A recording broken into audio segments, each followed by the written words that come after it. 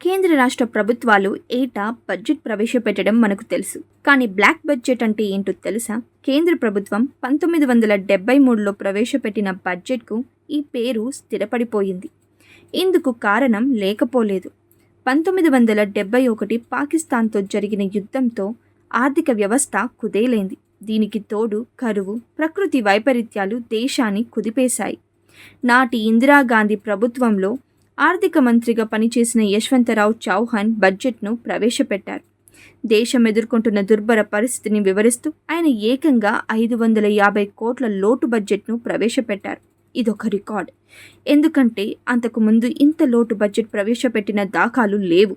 ఈ సందర్భంగానే బొగ్గు గనులు, బీమా కంపెనీలు, ఇండియన్ కార్పొరేట్ కార్పొరేషన్ వంటి కీలక సంస్థల జాతీయకరణ ప్రకటించి ఇందుకోసం 56 కోట్లు కేటాయించారు. ఈ నిర్ణయాలు భారత ఆర్థిక వ్యవస్థపై ప్రతికూల ప్రభావాన్ని చూపాయి. ఇంత భారీ లోటు ఆర్థిక సంస్కరణల ఆవశ్యకతను నొక్కి చెప్పింది. అందుకనే దీనికి బ్లాక్ బడ్జెట్గా వ్యవహరిస్తారు.